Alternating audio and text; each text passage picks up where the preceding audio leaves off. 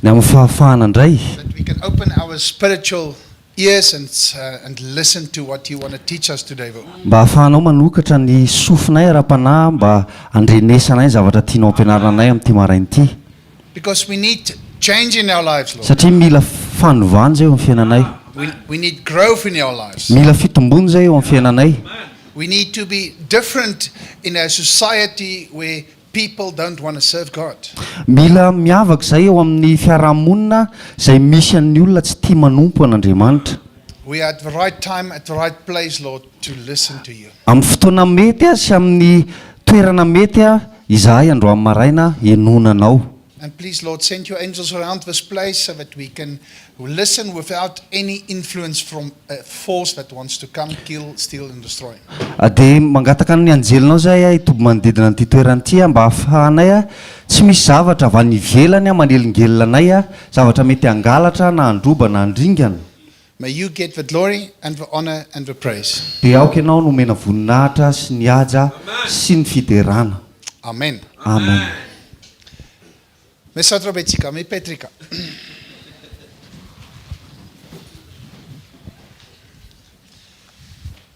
You know, in John 4, verses 23 and 24, Hitanao amin'ny Jaona toko faefatra ny andininy fahatelo amby roapolo sy faefatra amby roapolo. I want you to go there and we're going to read. Tiako ianao andeha hoany dia misy anankiray mamaky zafady. Jaona toko faefatra ny andininy fahatelo amby roapolo sy faefatra amby roapolo. I'll read in English and Michael can read in Malagasy. Thank you. So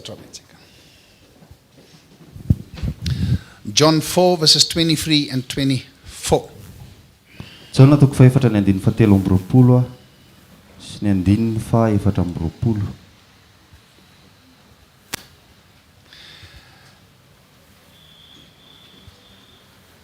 And in John is talking here about something, about a time and a place. I John dia miresaka momba ny fotoana sy toerana anankiray. Okay. John 4 verses 23. I'll read 23, Michael, then you can read 23. So he says in John 4 verses 23 that yet a time is coming and has come now when the worshippers will worship the Father in spirit and in truth, for they are the kind of worshippers the Father seeks. Izy izao nolazainy teny hoe fahavy nozy izy ny andro sady efa tonga ankehitriny raha ny tena pekohaka dia ekohaka amin'Andriamanitra amin'ny fanasy ny fahamarinana fa ny ray koa dia mitady pekohaka ho tahaka izany. So he's talking about the timing. Izy dia miresaka momba ny fotoana anankiray. That means when we all become children of God. Zany dia midika hoe rehefa tonga zanak'Andriamanitra daholo sika. Romans 10 is talking about how can you believe if you don't hear. Dia ny Romanina toko fahafolo miresaka hoe ahoana kay ny fomba hinonao nefa ianao tsy naheno. How can you hear if somebody is not sent? Dia ahoana ny fomba hinonao indray nefa tsy nisy olona nirahana tany aminao. And that person is sent by God. Dia izay olona izay tokony voahirak'Andriamanitra. And there's a moment you realize something.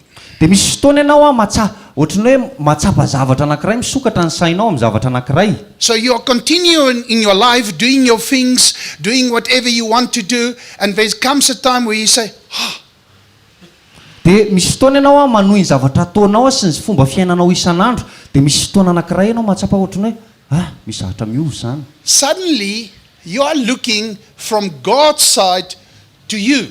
Dia eo amin'izay fotoana izay ianao manomboka mahita ny fomba fijerin'Andriamanitra anao. And you start to ask yourself questions. Dia manomboka mametraka fanontaniana amin'ny tenanao ianao. In English we call it lethargy. It means it's a spiritual moment. Dia amin'ny teny anglisy ohatran'ny hoe liturgie, ohatran'ny hoe fotoana anankiray ao amin'ny ara-panahy. Where you do introspection into your own life. Dia ohatran'ny hoe manao jeritodika kely ianao amin'ny fiainanao manokana. And today, my brother and sister, I don't know where you are spiritually. Dia androany raha lasa nabavy tsy fantatra hoe aiza ho aiza ianao ara-panahy. I don't know what you did yesterday. Tsy fantatro hoe inona no nataonao omaly. I'm not sure what your decision is to do today. Dia tsy fantatro koa hoe inona ny fanapa-kevitrao amin'ny zavatra tianao atao androany. But I can tell you one thing. Fa afaka miteny zavatra anankiray aminao a. God says there comes a time, Izy hoe ho avy ny fotoana and it's coming now, dia efa zao le izy. where the true worshippers will worship God in spirit and in truth. Dia ny mpenkohaka dia hikohaka amin'Andriamanitra amin'ny fanahy sy ny fahamarinana. Verses 24 says, Ny 4:20 miteny God is spirit, hoe Andriamanitra fanahy, and his worshippers must worship him in spirit and in truth. dia ny mpenkohaka aminy a dia mila mikohaka aminy amin'ny fanahy sy ny fahamarinana. So, you know, Romans 12 verses 2 also says, do not conform to this world and the patterns of this world. Romanina 12:20 miteny hoe aza manahaka ny fomba fanaon'izao tontolo izao.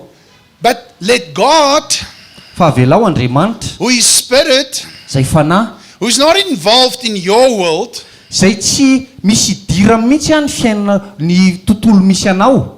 but he that is spirit Fa izy ilay fanahy wants to look into your spirit dia te hijery ny fanahinao and start to speak to you in a different way. dia hiresaka aminao a amin'ny fomba hafa. And the only way he can do it Dia ny fomba tokana ahafahany manao an'izany is to get your attention. dia mila azony aloha ny attention anao.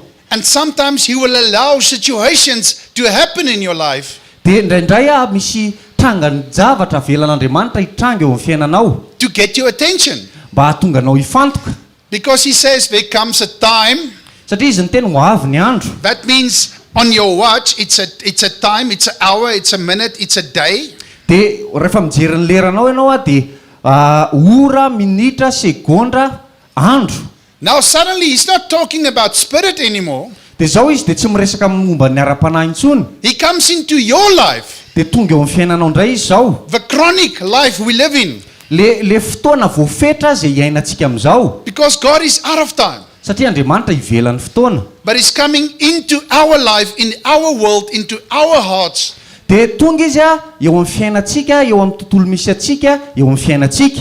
Individually, Tsirairay. not as a church. Tsy hoe amin'ny mahafiangonana. He says he knows the hair on your head. Izy miteny hoe fantany ary na nisy amin'ny volonao. He knows what you are thinking. Fantany koa hoe inona ny zavatra eritreretinao. He knows when you went to sleep last night and when you wake up this morning. Fantany hoe tamin'ny firy ianao no natory dia tamin'ny firy ianao mifoto amin'ny maraina. Because he's mindful of you. Satria mieritreritra anao foana izy. And church, today I want to say something to you. Ry fiangonana te hiteny zavatra aminao androany. If I listen to my brothers and sisters in South Africa, Raha mihaino rahalasana bavy any Afrika Atsimo a, there's one question I want to ask. dia misy fanontaniana ray tiako apetraka. Are you really a child of God? Hoe tena zanak'Andriamanitra marina ve ianao? Why do you question God? Hoe fa maninona ianao mametraka fanontaniana amin'Andriamanitra amin'ny zavatra tsisy dikany? How can you blame God for situations? Hoe fa maninona ianao a miakuze an'Andriamanitra amina zava-misy? Because I want to take an example. Te handray ohatra anankiray a. If that child is starting now to scream and to shout and to run, Ary raha ohatra zao hoe io zazakely io a manomboka mitabataba, mikikika, mihazakazaka, are you going to leave her just to continue to do that? dia ho avelanao ve izy hoe anao an'izany foana? No. Mhm. You will say, my child, you cannot run right now. Dia teny ianao hoe zanako tsy afaka mihazakazaka ianao zao, You cannot shout right now. tsy afaka mitabataba ianao zao. Yes, something to keep you busy. Ty misy zavatra omeko anao mba hahatonga anao sahirakirana kely. But please, you are disrupting the meeting. Mialatsiny fa manelingelina an'le fotoana ianao. And does it make her a bad mother if she does that? Dia mieritreritra ve ianao fa reny ratsy izy raha manao zavatra ohatr' izany? Does it make her very angry or hatred against her child at that stage? Dia ianao ve mieritreritra hoe olona tezitra izy na hoe olona makala ny zanany raha miteny an'izay zavatra izay amin'le fotoana? Now she stops her. Manajanona an'le zanany izy. Going a little bit into her life. Dia mijery kely ny fiainany. And say, my child, mother loves you. Dia miteny hoe zanako, mama nge tia anao e. But right now you cannot do what you want to do. Dia fa amin'izao fotoana izao ianao tsy afaka manao any zavatra tianao atao. It's calling discipline. Izay na antsoina hoe discipline. But what I sometimes see with brothers and sisters in South Africa, Fa ny zavatra hitako indraindray any amin'ny rahalasy anabavy any Afrika Atsimo, and maybe it's the same here, dia Dia mety hitovy amin'izay koa aty. They say, you cannot talk to me like this. Miteny hoe ianao tsy afaka miresaka aminao ohatr'izany a. Who are you to say I cannot do this and I cannot do that? Iza miteny anao hoe tsy afaka manao an'izao na tsy afaka manao an'ity. We in the church sometimes even become mivunta and we Indraindray tsika ao anatin'ny fiangonana dia mety indraindray mirehare fatratra. But it's actually God that wants to speak to you. Fa eto Andriamanitra mihitsy ny te hiresaka aminao. And that's why he says there's come a time and the time is now. Dia izay mampatonga anazy miteny hoe ho avy ny andro ary le fotoana dia izao. That true worshippers Ny tena mpiankohaka will worship him in spirit and in truth. dia kohaka amin'ny fanahy sy ny fahamarinana. What is truth? Inona ny fahamarinana? Truth is you cannot do this. You cannot dress like this. You cannot react like that in the church. Hoe ianao tsy afaka manao an'izao tsy afaka manao fomba fiakanjo ohatr'izao ianao tsy afaka manao an'izao ianao anatin'ny fiangonana. Why? Fa maninona? Because if I walk around and run around like a clown, Satria raha ohatra hoe mandehandeha ohatry ny klonina reny, doing things because I want to do it, ohatry ny hoe manao zavatra mampimeha satria izay no tiako atao, doing things because I feel like that, te hanao zavatra satria izay no tsapako hoe tokony ataoko, not controlling my mouth, tsy mifehy mivavako a, swearing, gossiping, miteny ratsy a, mifosafosa, and then I claim I'm a child of God. dia avy eo amin'izay miteny zany nge zanak'Andriamanitra e. My question is, Fanontaniako dia izao, how many times that God wants to speak to you about your way of living, impiry ka Andriamanitra no te hiteny aminao amin'ny fomba fiainanao, your reactions, amin'ny fomba fireagiranao, your fruit you are bearing, ny vokatra izay hoentinao, but your ears is locked. Your ears you cannot hear satria ny sofinao no tapenanao, because you are not open for God to speak into you satria ianao tsy misokatra amin'ny ahafahan'Andriamanitra miresaka aminao, in spirit and in truth. amin'ny fanahy sy ny fahamarinana, In spirit and in truth. amin'ny fanahy sy ny fahamarinana, In spirit and in truth. amin'ny fanahy sy ny fahamarinana, Not in man and woman, tsy hoe amin'ny mahalehilahinao na amin'ny mahavehivavy anao, because that's how I am. satria hoe izay That's how I was brought up. zany ny nananganana anahy, zany ny tezaina anahy, This is what my family do. zao ny izao efa mahazatra ny ankonanay manao an'izao e. And the church conform to the world. Dia ny fiangonana lasa manahaka an'izao tontolo izao. Church, Fiangonana, it's time that we change the world. The world doesn't change the church. fotoana izao ahafahan'ny fiangonana manova an'izao tontolo izao fa tsy hoe n'izao tontolo izao ny hanova ny fiangonana. And it starts with you. Dia manomboka aminao nefa izany, It starts with me. manomboka amiko izany. The question you must ask yourself is, are you worshiping God in spirit and in truth? Ny fanontaniana tokony apetraka amin'ny tenanao dia hoe ianao ve mikohaka amin'Andriamanitra amin'ny fanahy sy ny fahamarinana. And I know I'm saying it a lot today, spirit and in truth, but I want this morning to start with spirit. Sorry, I'll pick it up later.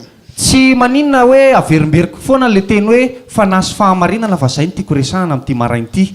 Tomorrow morning we will talk about truth. Raha pitsy maraina tsika dia resaka momba ny fahamarinana. So, if we talk about spirit, Raha ohatra tsika miresaka momba ny fanahy, I want us to go to example Philippians 3. tiako tsika handeha hijery ny Filipianina toko 4, And we talk about the life of Paul. dia miresaka momba ny fiainan'i Paoly.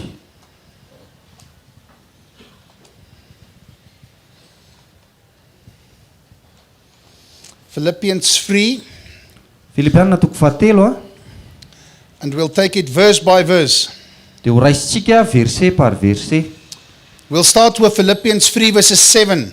Dia hanomboka tsika amin'ny Filipianina toko 4 ny andininy 7. But whatever was to me profit, my profit, I now consider loss for the sake of Christ. Nefa izay azohoko tombony dia nataoko fatiantoka kosa noho ny amin'ny Kristy. So he says, whatever was profitable for me, Izao lazain'i Paoly hoe ninona zavatra mieritreritreretiko hoe azahoako tombony, I now consider it to a loss. Thank you. dia eritreretiko hoe fatiantoka ho anahy le izy. Lots of admin. Sorry about that. Thank you.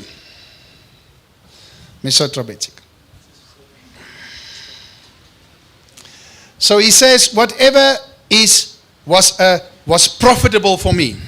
Hozy izy Paul hoe zay nieritreretiko azahoana tombony I now consider it a loss. dia eritreretiko ho faty antoka le izy. So you must decide in your heart, Ianao mila manapa-kevitra ao anatin'ny fonao. what was previously something that you were pursuing in your life? Inona kay ny zavatra tany aloha zay nieritreretinao sy ny katsahanao fatratra. It can be wealth, Mety hoe arena le izy, money, vola, fame, laza, ambitions. ohatrany hoe ambition.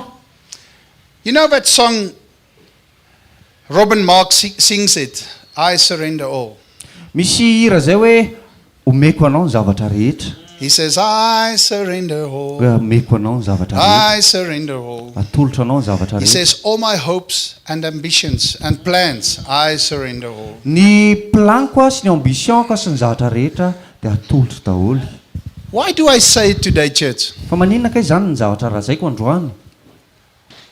Because sometimes people will ask me, Satria indraindray ny olona manontany ahy when you started your ministry, hoe tamin'ny ianao nanomboka ny asa fanomponao we remember you stayed in a very big house.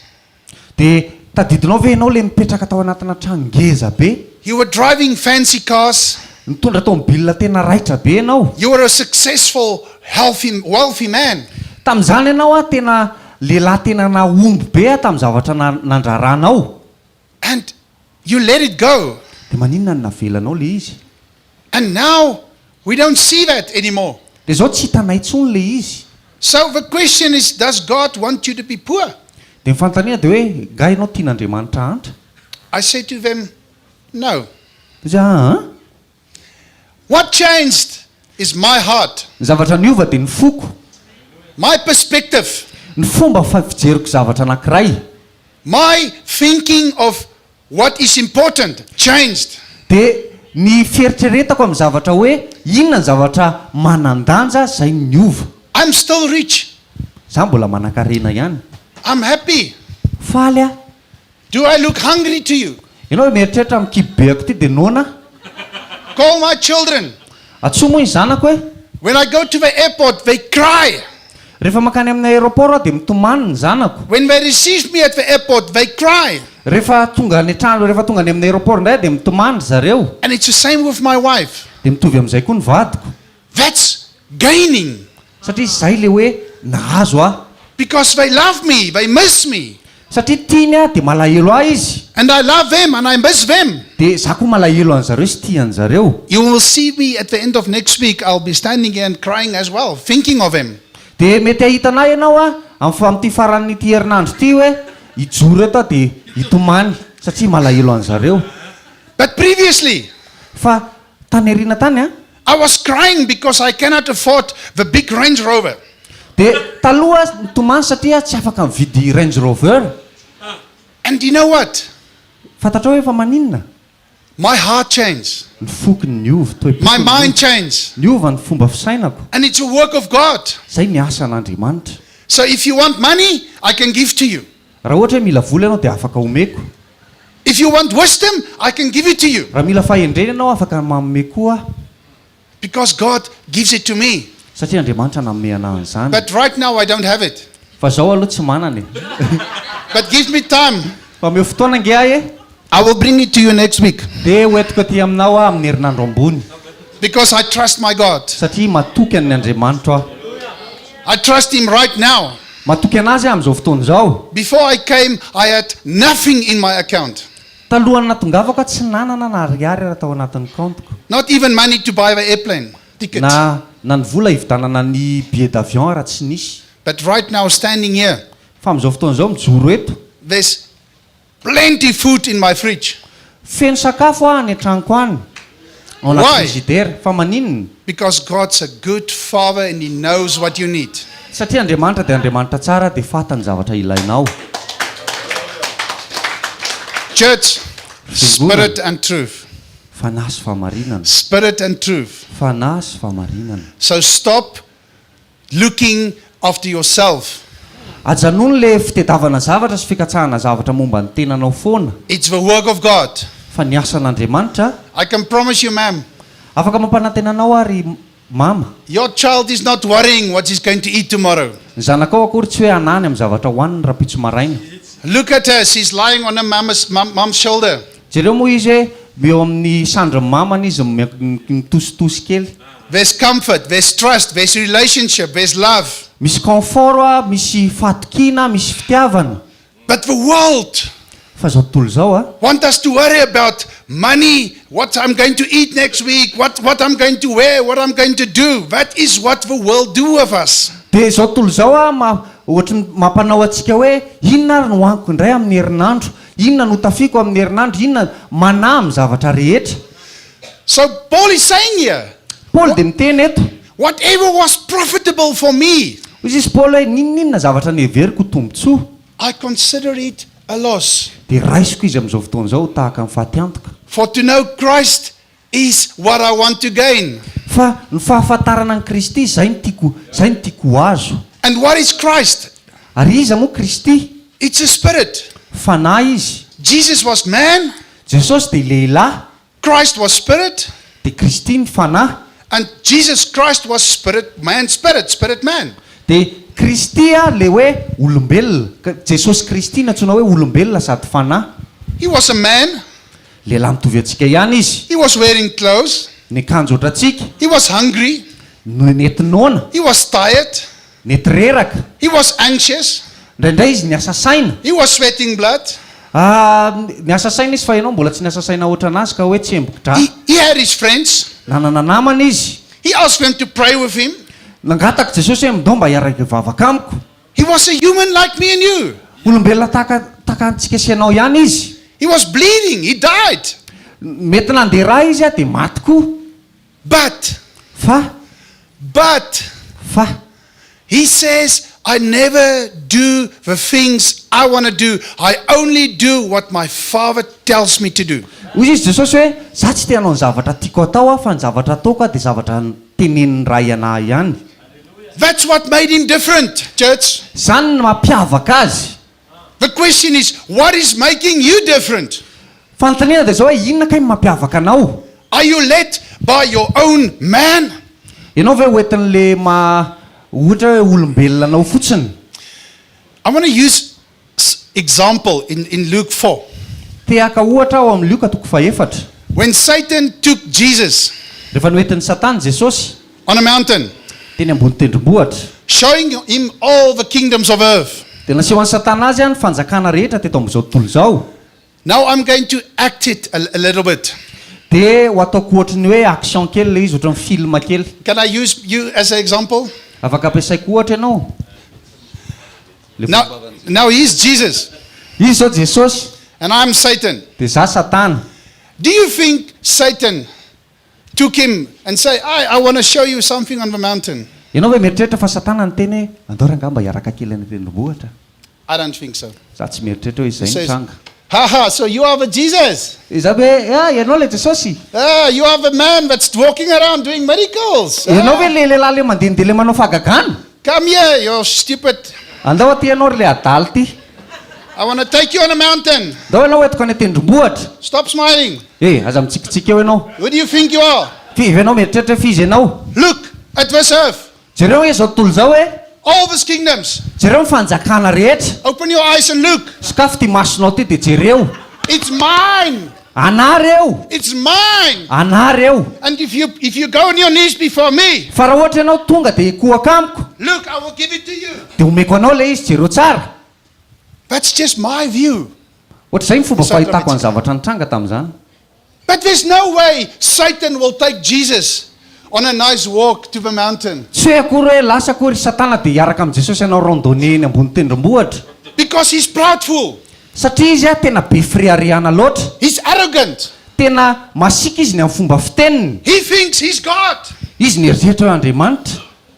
And church, Fiangonana. sometimes we become like that. Tena indray tsika ohatran'izany koa. We are so arrogant and muvundavunta. Indray tsika mireare fatratra de mibotsimbotsiny etsy sy eroa. Even Christians Tena ny kristianina aza. sometimes say, but why God allowed my child to die? Miteny hoe fa maninona ka Andriamanitra namela ny zanako faty. I was praying for my wife, she had cancer and she died. Mivavaka mba hositrana ny kansera nefa maty any izy. He says at the end, Izy ny teniny hoe any aparany. people will still have an outside look like Christians. De ny olona anana fomba fijery ivelany. But the inside is rotten. Fa ny ao anaty ohatrany hoe ivelany ianao ohatrany kristianina fa ny ao anatinao lo. They will love themselves and their needs more than God. De ho tiany tenany izy mihoatra noho ny fitiavany an'Andriamanitra. And what is the truth? Inona kay ny fahamarinana? If that woman gives that child a hiding because he's not listening, Raha ohatra zao hoe voakapoky ny reniny le zaza satria tsy nieno. she will feel at that stage, Mama, you are not fair to me. Mama, why do you hit me? Mama, why do you give me a hiding? Miteny izy hoe mama fa maninona kay ihany ataonao an'izao? Mama fa maninona ny kapohanao? Tsy rariny le ataonao a? But after the hiding, Fa rehefa vo aorianan'le fikapohana, the meeting would have been peaceful. de ohatrany hoe lama be le fivoriana. No shouting and crying and running. Tsisy tabatabana, tsisy fikikakikana, tsisy fiazakazahana etsy sy eroa. But important, Fa ny zavatra tena manandanja she learned something. de nianatra zavatra izy. Why? Fa maninona? Because there was an authority came over her, Satria nisy fahefana zay tonga tao amin'ny reniny, stopping her nampijanona azy, and saying to her, right now, miteny aminazy hoe amin'izao fotoana izao you have to learn something. mila mianatra zavatra ray ianao. So next time when we have a meeting, De amin'ny manaraka rehefa manana fivoriana indray isika, you understand the situation, de ho azonao amin'izay hoe rehefa ohatr'izao ny fotoana you are disciplined, de mila mipetraka tsara ianao fetena, and you actually submit to the situation in spirit. de mila manaiky an'le situation ianao amin'ny fanahy. And right after this meeting, Fa rehefa aorianan'izao fotoana izao, I'm going to stop at ShopRite, I'm going to buy you a sweetie. de rehefa vita amin'ny fotoana de hijanona ao amin'ny shoprite tsika de hividanako bonbon ianao, Because you did well. satria ianao nety tsara ny zavatra And nataonao. I'm proud of you. Tena mireharehany aminao. Am I right, Mom? Tsy marina zany. And he says in Matthew 7, we are not good parents. Ny Baiboly milaza, Jesosy milaza ao amin'ny Mateo 7 hoe tsika de ray aman-dreny tsy mendrika. What about God? Hozy izy hoe fa mba ohatrany ahoana Andriamanitra. In Matthew 5:48 says, he's a perfect father. Ao amin'ny Mateo 5:7 miteny hoe ray tanteraka izy. So church, I want to say something outright in truth today. De teny fiangonana teny zavatra mahintsy ampamarinana andro amin'ny maraina. God must not fit into your life. Andriamanitra tsy tokony hoe izy indray no tafiditra hoe izy ny afiafy eo amin'ny fiainanao. You fit into his life. Fa ianao mila mametraka amin'ny fiainanao eo aminy. And that's why he says in 1 Peter 5:5, Zany mampatonga anazy miteny ao amin'ny Petera voalohany 5:5, he says, he gives mercy to the humble. hozy izy hoe izy manome famindram-poa ho an'ny olona manetry tena, And he resists the proud. fa izy kosa manohatra amin'ny mpiavinavina. So if you are proudful Raha ohatra hoe olona mpiavinavina ianao, and you pray de nefa ianao mivavaka, and you even go to God, de lasa ianao manantona an'Andriamanitra, church, fiangonana, tapena ny sofina. go and read it. Zany ianao mamaky Isaiah 1 and Jeremiah 7. Isaia 1 sy Jeremia 7. He says, even if you pray, Hozy izy hoe na de mivavaka ary ianao, I'm not going to listen. tsy heno aho. Church, it's a serious moment. Fiangonana tena fotoana tena matotro zao. He says there, Hozy izy hoe go and change your life. izy andana aloha ny fiainanao. Go and humble yourself before God. Hozy izy hoe andana aloha manetry tena eo anatrehan'Andriamanitra. It's one of the first things today in this teaching. When you go home, humble yourself before God.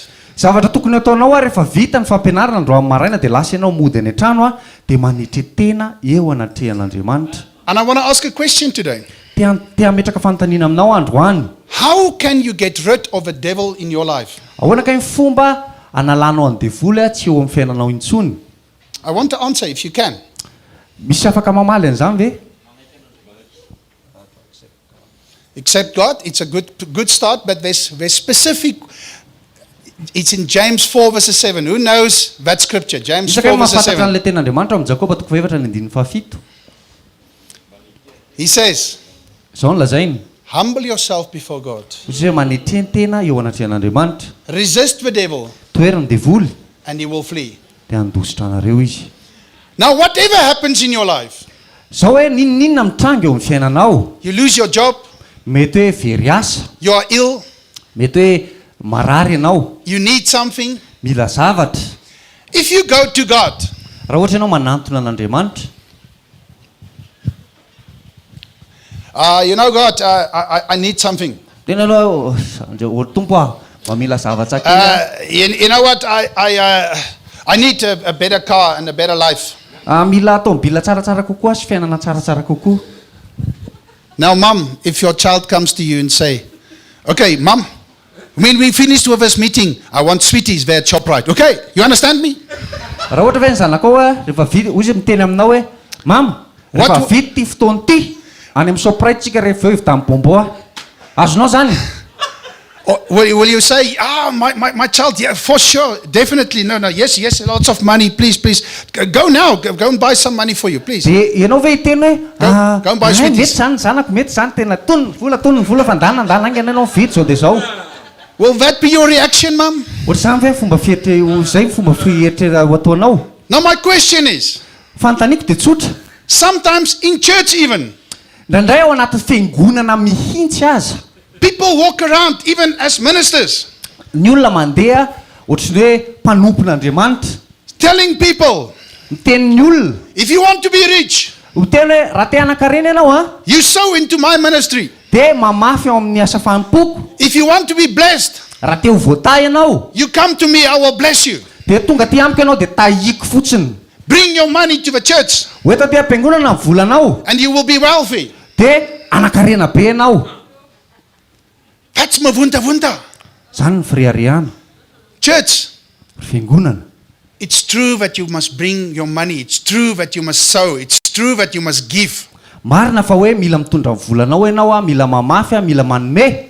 But I want to bring the scripture into context. Fa tiako hoentina eo amin'izay zavatra tokony hipetrahany ny tenin'Andriamanitra. In Philippians 3:7, what was previously something that was profitable for me, Hoy izy amin'ny Filipiana 4:7 hoe ny zavatra izay nieritreretiko tombotsoako taloha I count it as a loss. dia eritreretiko ho faty antoka. To gain Christ Fahazahoako an'i Kristy is the biggest profit. dia izay ihany tombotsoa ngeza indrindra. So if you want to gain into the kingdom of God, Raha ohatra ianao zany te hahazo zavatra ao amin'ny fanjakan'Andriamanitra give yourself as a living sacrifice. dia ny tenanao aloha atolory ao ho fanatitra velona. Then your money Dia ao aorianan'izay ny volanao will just be money. dia ohatra hoe vola fotsiny. Your character will just be character. Ny toetranao dia ho toetra fotsiny. To be right in every situation will best be a situation. Fa mba hahatonga anao hety ny zavatra ataonao amin'ny zavatra rehetra. But to finish a conversation, Fa ohatra ny hoe amita resaka anankiray ianao to say we might differ, miteny hoe mety samy hafa tsika you might be right in the situation, ianao mety marina amin'ny situation anankiray but it doesn't matter. fa tsy maninona le izy. What matters is I love you. Fa ny zavatra tena important dia hoe tiako ianao, I respect you. manaja anao That's why Jesus says, love even your enemy Izay mampatonga an' Jesosy miteny na ny fahavalinao raha tiavo. and be peaceful with everybody. Dia aoka ianao anapedanana amin'ny olona rehetra. We all know difficult people. Tsika rehetra mahafantatra olona le sarotra iainana. We all know complicated people. Mahafantatra olona le sarotsarotiny reny tsika. But the question is, Fa ny fanontaniana dia zao. what is your reaction to change that person? Inona ka ihany fomba ataonao mba hanovana an'le olona? What is the Spirit telling you in that situation? Inona ny zavatra tenenin'ny fanahinao amin'izay fotoana izay? Can I tell you what the Spirit will tell you in that situation? Afaka teneniko anao ve hoe inona no tenenin'ny fanahinao amin'izay fotoana izay? Humble yourself. Manetre tena. Humble yourself. Manetre tena. Because it's only more of me that will stand up and say, I want to be right in the situation. Satria rehefa be loatra momba anao dia hiteny ianao za mila marina foana amin'ny toe-java-misy anankiray. I just told my brother this morning, I brought a speaker for my sister. I wanted to bring it. Niteny tamin'ilay rahalahiko tamin'ny maraina hoe misy bafla zay saka ny hoetiko an'le rana bafiko androany. And Kenya Airways rejected. They left the bag there. Even my medicines, my clothes, everything was in there. De ny Kenya Airways tsy netiny nitondra an'le izy de najanony ery zareo tany Afrique du Sud le bagage de na ny akanjoko sy ny fanafodiko raha tany anatin'le izy niaraka tamin'le bafla. I can put up a fight. Za afaka manomboka miady. I can get attorney saying, my chronic medication is in there, you're going to let me die. Za afaka maka avocat mihitsy de miteny hoe any fanafodiko tena miasa amiko isan'andro ianao zany ny afaty But I sent an email fa nandefa email tany am'zareo asking them, nanontany an'zareo, why did you reject this speaker? hoy zao hoe fa maninona kay tsy navelanareo nandeha le bafla. I'm still waiting for an answer. Za raha mbola miandro valiny hatramin'izao. But I didn't pick a fight. Fa za akory tsy nanomboka ady. I was asking a question. Fa nanontany tsotra fotsiny Ending the email with sincere love. De namaranako an'le email de hoe amin'ny fitiavana madio. Why? Fa maninona? Because you are an ambassador of Christ. Satria ianao ambasadorin'i Kristy. And if God doesn't allow the speaker to come, I submit, I humble myself. De raha ohatra ka ohatra hoe tsy avelan'Andriamanitra ho tonga aty le bafla de za manitry tena. And you know what? Mba fantatra hoe And I want to speak life over that speaker. de teteny fiainana amin'izay bafla zay.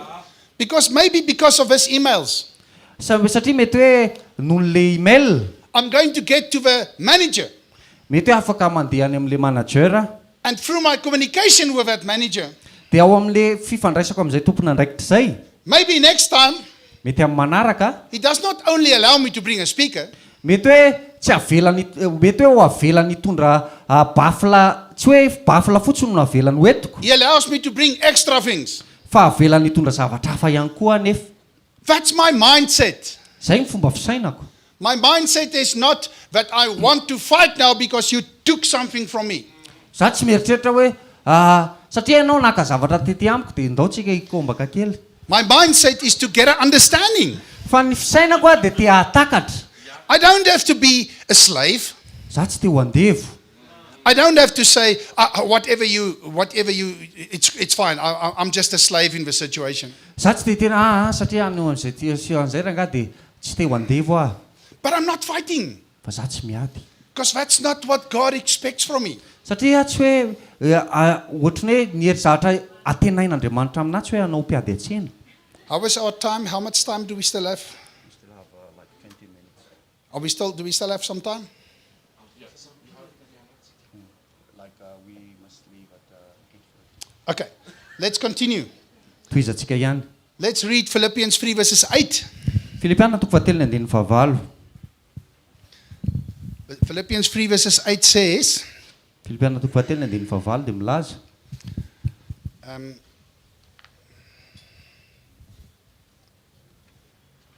What is more, I consider everything a loss compared to the surpassing greatness of knowing Christ Jesus my Lord. Eny tokoa fatako fantiantoka avokoa ny zavatra rehetra noho ny fioarany fahatsaran'ny fahalalànan'i Kristy Jesosy Tompoko. People, you cannot get this attitude if something in your life doesn't really happen and it happens now. Tsy afaka ho azonao mihitsy ny zavatra zany raha tsy misy zavatra mitranga eo amin'ny fiainanao ary izay zavatra mitranga izay dia mila zao. He even says, I consider all things I've done as rubbish. Hoy izy Paul hoe izay niaretako fatiantoka zavatra rehetra ka ataoko taim-boraka ireny mba ahazahoako an'i Kristy. Previously, I was in the army. Tany aloha tany dia tao amin'ny tafika. I was fighting in the war between South Africa and Angola. Niady tamin'ny fotoana zany hoe ny Afrika Atsimo sy Angola niady tamin'izany. And we were situated in Namibia. Do you know the border between Angola and Namibia? Fantatrao ve ny frontière manasaraka ny Angola sy Namibia? The war was going on for many years. Le ady tena nandritra ny fotoana maro.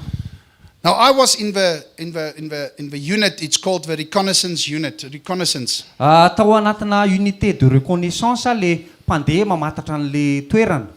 When we started with our training, we were 1,800 soldiers. Tamin'izay vao nanomboka an'le formation dia soldat teo amin'ny 700 teo zay. After 3 months of training, we were 360. De taorianany 3 volana de 700 sisa zay. After another 3 months, we were 52. Embolana taty aoriana de 250 sisa zay. After another couple of weeks, we were 16. De taorianany herinandro vitsivitsy de 9 sisa. And of that 16, I was privileged to be part of 3 who made it. De tao anatin'izay 9 zay de za anisan'ny 3 navita an'le izy. I was 18 years old. Tam'izany 12 taona. At school, I hated my dad. Tany ampianarana de tena nakahala ny raiko. So I felt I want to do something with my life. De zany eritreretra hoe te hanao zavatra momba ny fiainako. I was proudful, arrogant, and good at that stage as a soldier. Tena tam'izany be taimbava, préarea ary tena soldat tena tsara tam'izany fotoana zany. So now I was fighting in Angola.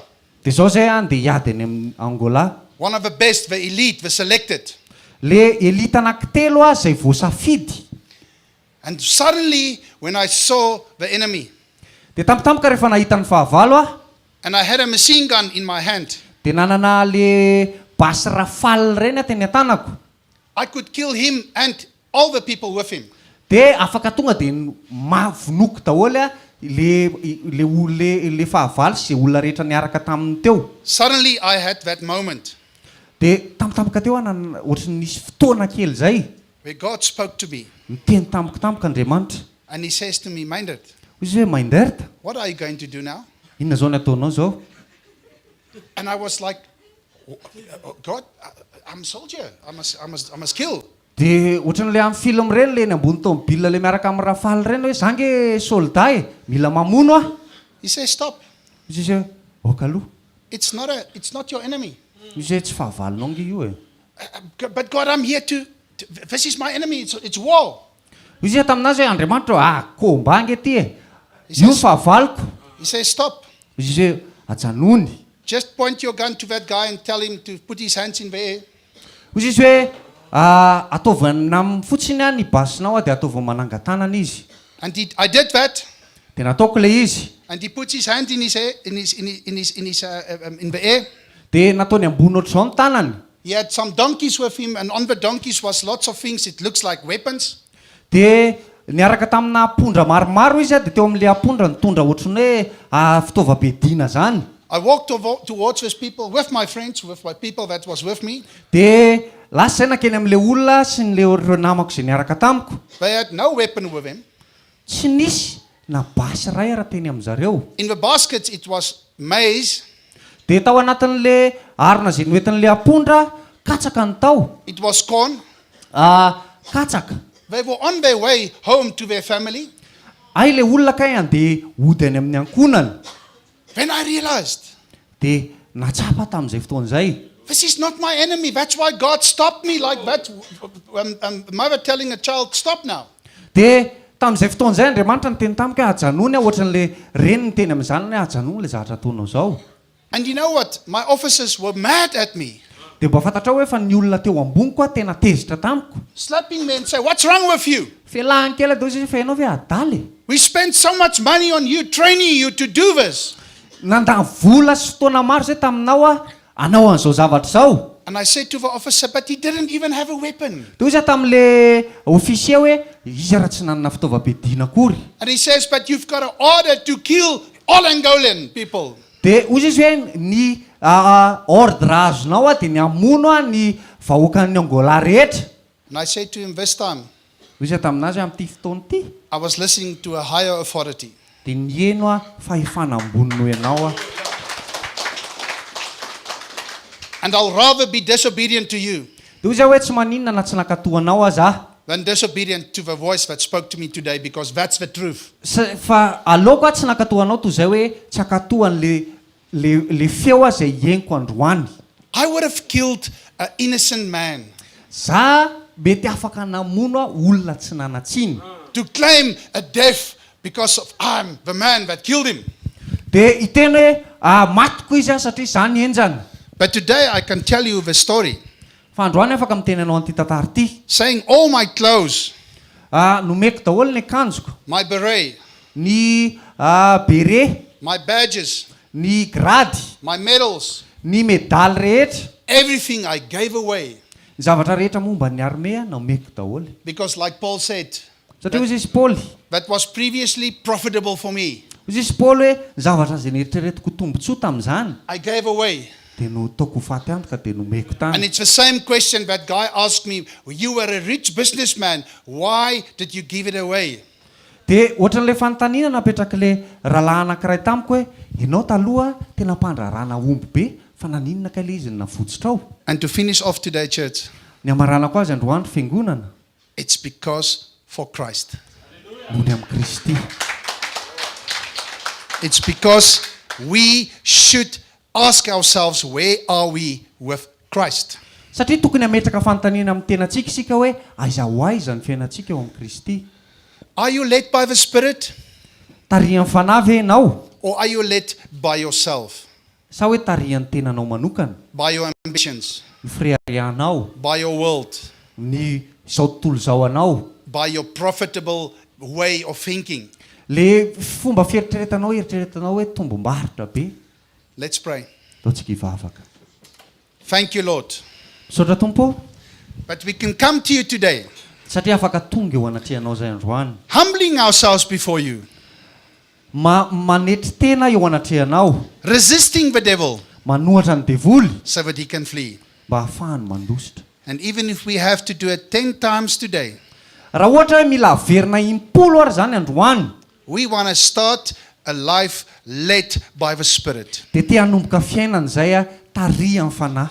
We want to worship you in spirit and in truth. Te kohaka aminao amin'ny fanahy sy ny fahamarinana izay. Let your kingdom come. Aoka ny fanjakanao ho tonga Let your will be done. ary ny sitraponao atao. Let your name be exalted by our lives. Aoka ny anaranao asandratra ambony eo amin'ny fiainanay. In Jesus' name. Amin'ny anaran'i Jesosy. Amen. Amen. Mesautra betsika.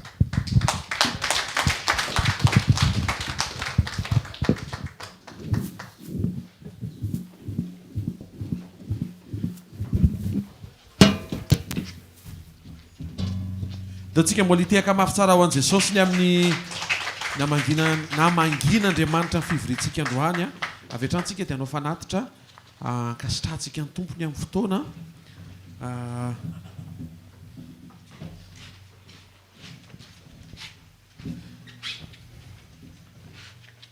Firina tsapa fa voataha izy androany maraina tanatin'ny teny ny vavolombelona tanatin'ny fotoana androany. Wow, tena mahaiza manararoatra, ny fotoana tahaka an'izao. Mbola miaraka amintsika eto i rahalahy Mendert, tian'Andriamanitra ianao ho voataha, renao ny fizarana, renao ny vavolombelona, renao ny fijoroana, misy zavatra mila miova. Amen. Mila miova ny fiangonana, mila miova ny kristianina, ary le fiovana voalaza teo dia metomboka amin'ny fanontanianao ny tenanao. Amen. Dia rehefa avy anontanianao ny tenanao dia mila mitondra valiny ianao eo anatrehan'Andriamanitra. Amen. Mba tsy ho kristianina saritsary ny ivelany fotsiny, fa ho tena kristianina ao anaty manetry tena eo anatrehan'Andriamanitra. Amen. Mamango ny tompo tamin'ny semaine ambony taontsika ny vanginy tamin'ilay friendliness. Tsy nyresaka izy amin'ny rahalahy. Androany mbola misisika Andriamanitra hoe inona ny réaction anao manoloana an'izao tontolo izao. Fantatrao mahatonga an'izany ve? Akaiky Jesosy. Akaiky Jesosy. Amen. Alléluia.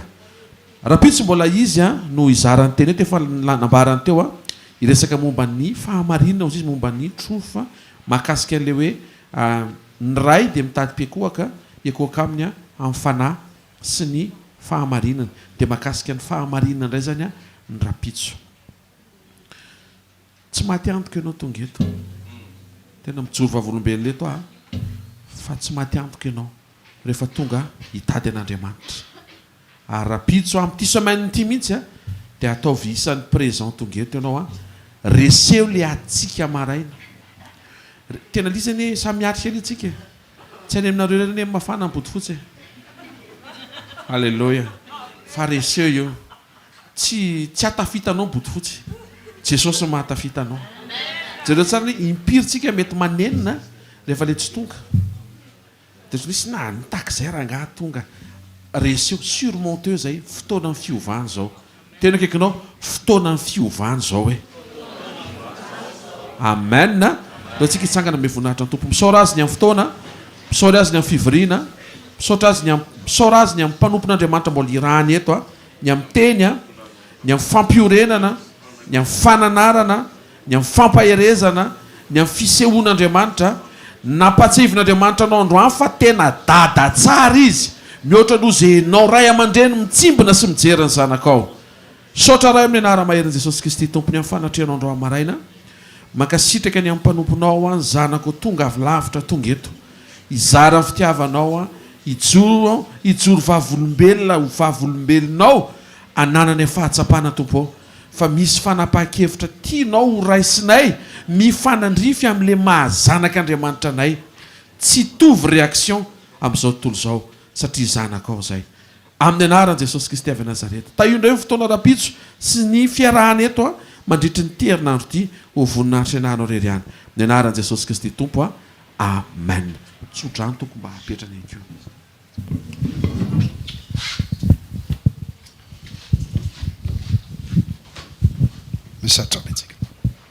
Let's pray. Let's give avaka. Thank you, Lord. Sotra tompo.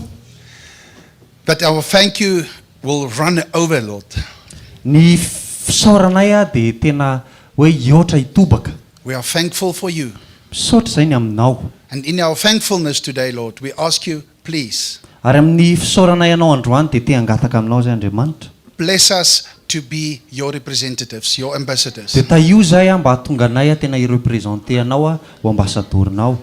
And may the peace of God, Aoka ny fidanan'Andriamanitra may the Spirit of God, sy ny fanahin'Andriamanitra may the authority of God, sy ny fahefan'Andriamanitra and may the obedience of God be with you sy ny fakatoavana an'Andriamanitra hiaraka aminao.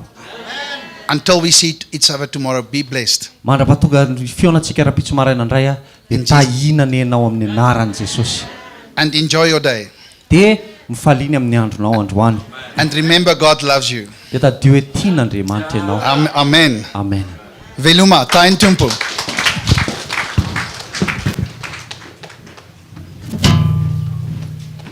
Saotra betsaka tompoko a zay farany.